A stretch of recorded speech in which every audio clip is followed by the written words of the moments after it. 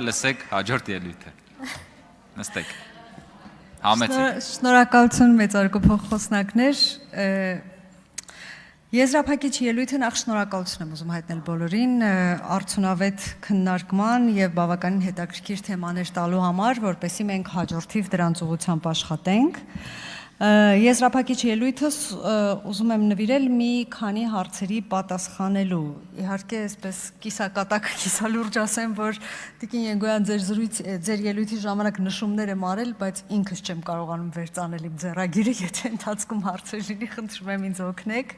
եթե ինչ-որ բան բաց թողնեմ, բայց մինչև ձեր ելույթին անդրադառնալը ուզում եմ Տիկին Խամոյանի բարձրացրած խնդրին անդրադառնամ եւս մեկ անգամ։ Տիկին Խամոյան, ես մոռացա նշել, որ քաղցկեղի չարորակ նորագոյացությունների հայտնաբերման ծավալները մեծացել են, որովհետեւ իրականում հայտնաբերելիությունն է մեծացել, որովհետեւ տեխնոլոգիաներն են զարգացել եւ մենք հիմա ավելի շուտ ենք կարողանում հայտնաբերել քաղցկեղը եւ զբաղվել դրա բուժմամբ, այդ իմաստով դա որոշակի անդրադարձ ունի ստատիստիկայի վրա։ Ինչ որ այլ վտանգավոր բան տեղի չի ունենում, իրոք հայտնաբերելիությունը մեծացել է, բայց դա չի նշանակում, որ մենք պիտի հանգիստ լինենք, մենք պիտի դրանով զբաղվենք, այո, խնդիրներ կան, այո, ամեն ինչ չի փոխհատուցվում այս պահի դրությամբ, բայց հիշենք, որ որոշ ժամանակ առաջ ընդհանրապես ոչինչ չէր փոխհատուցվում եւ առողջության ապահովագրության համակարգը ներդրվել է ընդամենը ամիսներ առաջ։ Հիմա բավականին հետաքրքիր հարցեր բարձրացրեց Տիկին Ենգոյանը, կներեք, մինչեւ այդ Պարոն Գրիգորյանի հարցին, նպատակային ուսուցման վերաբերյալ, այո, օրենսդրությամբ ամեն ինչ կարգավորված է,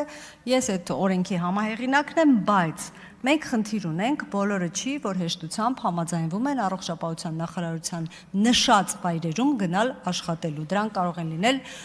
հեռավոր մարզեր, կարող են այնտեղ սոցիալական պայմանները չլինել։ Այս իմաստով ես կարծում եմ, որ մենք լուրջ քննարկումների դաշտ պիտի բացենք, որովհետև բացի օրենսդրական կարգավորումից Իմ կարծիքով մենք ունենք նաև սոցիալական երաշխիքների անհրաժեշտություն եւ կարծում եմ կրկին մի քանի գերատեսչությունների հետ պիտի քննարկումներ ունենանք։ Հիմա ինչ վերաբերում է, ինչ հիշեմ ասեմ, ինչը մոռանամ Տիկին Ենգոյան կասեք, էլի։ Նեղ մասնագետներին, որ ասում եք աստիճանաբար սկսում են նվազել, որովհետև խնդիր կա նրանց վճարման հետ կապված։ Տեսեք, ապահովագրությունը ինչպես է գործում, քիչ առաջ ասացի, բայց մի հատ նորից կրկնեմ։ Ապահովագրությունը սկսում է գործել տեղամասային թերապևտին կամ ընտանեկան բժշկին այցելությամբ։ Եթե թերապևտը չի կարողանում լուծել առողջական խնդիրը եւ կարծում է, որ կա նեղ մասնագետի կարիք, ուղղորդում է այնտեղ։ Թերապևտին այցելությունը կամ ընտանեկան բժշկին փոխհատուցվում է, եթե չեմ սխալվում, 2 այցելություն, 4 այցելություն, 2 խորհրդատվություն կամ հակառակը անվճար։ Նեղ մասնագետի դեպքում, թե պոլիկլինիկայում, թե հիվանդանոցում գործում է համավճար։ Եվ հետևաբար նեղ մասնագետները այս առումով իհարկե կազմակերպությունն է որոշում, առավելագույնը պետության կողմից փոխհատուցվող գումարի կրկնակին, հա, հավելավճարի տեսքով պիտի լինի, ինքն է որոշում, նվազագույն պիտի լինի, առավելագույն պիտի լինի եւ այլն։ Այս իմաստով սա կա։ Երկրորդ տարբերակը Երբ մարդը առանց այդ սխեմայի ինքնուրույն որոշում է, որ ինքը ունի նեղ մասնագետի կարիք, սա վճարովի ծառայություն է։ Այսինքն այստեղ ապահովագրությունը գործ չունի, պետությունը դա չի փոխհատուցում, որովհետև ուղղակի մարդը զգում է, որ ինքը ուզում է այցելել այս ինչ նեղ մասնագետին, ինքը պիտի գնա, դա վճարովի ծառայություն է, թե պոլիկլինիկայում, թե հիվանդանոցում։ Օգտվելով արդյոք նաև քաղաքացիներին եմ ուզում սա ասել։ Այս իմաստով ես կարծում եմ, որ նեղ մասնագետներին կորցնելու անհրաժեշտություն մենք չենք ունենալու, որովհետև նրանք այնուամենայնիվ կարծում են, որ պատշաճ վճարվում են, իհարկե ծառայությունների համար վճարումների մասշտաբը կամ այսպես քանակը որոշում է գործատուն,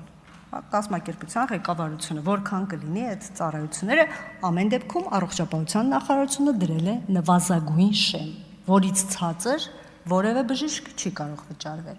Ինչ վերաբերում է ծառայությունների գներին, տեսեք, ծառայությունների գները մենք փոխել ենք մինչև ապահովագրության ներդրումը։ Այսինքն մենք, երբ որ պետպատվերը սկսեցինք ավելի ընդարձակել օֆերտայի սկզբունքով եւ այլն, նաեւ բժիշկներին վճարվող գումարները, ծառայությունների համար փոխհատուցումները նաև մոտարկեցինք շուկայական գներին։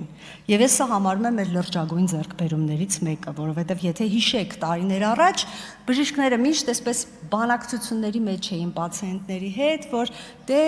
պատվերով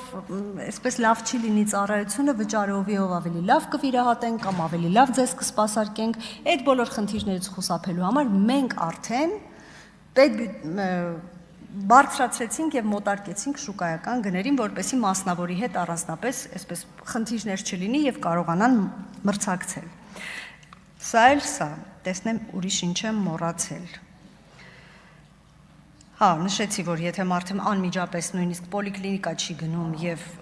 ապահովագրության սխեմայով չի առաջնորդվում, գնում է անմիջապես հիվանդանոց, որտեղ վստահում է հիվանդանոցին, սա էլ ծառայությունը վճարովի է, ապահովագրությունը եւ պետությունը դա չի փակելու։ Միգրանտների մասին։ Տեսեք, դուք առաջարկում եք սահմանին դնել այդ անցակետերը, ես կարծում եմ դա ժամանակակից լուծում չի, որովհետեւ իմ տեղեկությամբ միգրանտները իրենց երկրից պիտի բերեն իրենց առողջության մասին կամ առնվազն վարակիչ հիվանդությունների առկայության կամ բացակայության մասին փաստաթուղթ, ինչը որ գործում է մեր դեպքում, այսինքն երբ որ մենք գնում ենք որևէ երկիր աշխատելու, սովորելու, երկարատև այնտեղ կեցություն ունենալու, մենք պարտավոր ենք այստեղից տանենք այդ թուղթը, որ մենք չունենք սուր վարակիչ կամ վարակիչ հիվանդություններ եւ չենք սպառնում իրենց քաղաքացիների առողջությանը։ Եվ այդ նույն սխեման գործում է նաեւ մեր երկրում եւ հետեւաբար անհրաժեշտությունը այդ անցակետերի քննարկելի է, կարող ենք քննարկել, եթե կարծում եք, որ ինչ-որ բան ենք բաց թողում, ինչ վերաբերում է տուբերկուլոզին, օրինակ ես արդեն տարիներ շարունակ հանդիսանում եմ Արևելյան Եվրոպայի եւ Կենտրոնական Ասիայի տուբերկուլոզի դեմ պայքարի կազմակերպության անդամ եւ մենք բավականին այդ տարբերակները քննարկում ենք եւ ասեմ անցակետերի թեման այդտեղ չկա, որովհետեւ ժամանակակից լուծումը դա է, երբ որ դու հատում ես քո երկրի սահմանը, դու պարտավոր ես այդ բոլոր թղթերը ունենալ բժշկական։ Ինչ վերաբերում է դեղերի գրանցմանը հեշտացնելուն, այո, սա քննարկելի թեմա է, բայց ես պիտի ասեմ, որ դեղերի գրանցումը արտադրողի իրավունքն է եւ մեր երկրում եվրոպական, ամերիկյան եւ ճապոնական արտադրողների համար դեղերի գրանցումը բավականին հեշտացված է, այն ավելի մեղմ ընթացակարգերով է ընթանում։ Եթե այդ շրջանակը մենք պիտի ավելի ընդլայնենք, իհարկե սա քննարկումների թեմա է եւ նաեւ ռեսուրսների թեմա է, որը մենք կքննարկենք եւ եթե դուք այնտեղ խնդիր եք տեսնում, դրանք եւս կլուծենք։ Եվ վերջում եզրափակելով պարոն Մանուկյանի հարցին կարծում եմ սպառից չպատասխանեցի, մեկ անգամ էլ պատասխանեմ։ Ինչ որ բան եւ իրար ճիշտ չհասկացանք։ Նայեք, պարոն Մանուկյան, Հայաստան ներմուծվող դեղերը, եթե նույն ընկերության արտադրանքն են Եվրոպայում եւ Հայաստանում, դրանք որակով չեն կարող տարբերվել։ Եթե մենք խոսում ենք նույն ազդող նյութի մասին, բայց տարբեր ընկերությունների, ասենք այն ընկերության դեղորայքը, որը դուք ներմուծում եք կամ գնում եք Եվրոպայում եւ ներմուծվում է Հայաստան, բայց այլ արտադրողի է քիմիական ազդող նյութն է նույնը, կարող է լինել տարբերություն։ Բայց դիցուկ, չգիտեմ որ կազմակերպության անունը տամ, որ գովաստ չհնչի, եկեք համարենք, որ գովաստ չի, ասենք Bayer ընկերության նույն դեղը Եվրոպայում եւ Հայաստանում որակով իրարից չի կարող տարբերվել։ Մնացած հարցերը կարծում եմ իրար հետ կքննարկենք։ Ես իրոք իսկապես շնորհակալ եմ բավականին հետաքրքիր քննարկման համար։ Ես ուզում եմ եւս մեկ անգամ հավաստիացնել, որ առողջապահության հարցերի մշտական հանձնաժողով միշտ է բաց եղել բոլոր քննարկումների համար, բոլորի հետ անխտիր, որովհետեւ առողջապահությունը բոլորինս է եւ որևէ մեկը ապահովագրված չէ որևէ խնդրից։ Ես էլ ուզում եմ հավաստիացնել, որ միշտ բաց եմ բոլոր կառուցողական քննարկումների համար։ Շնորհակալ եմ։ Շնորհակալություն, կարող եք զբաղեցնել ձեր տեղը, հարցի քննարկումը ավարտվեց, հարգելի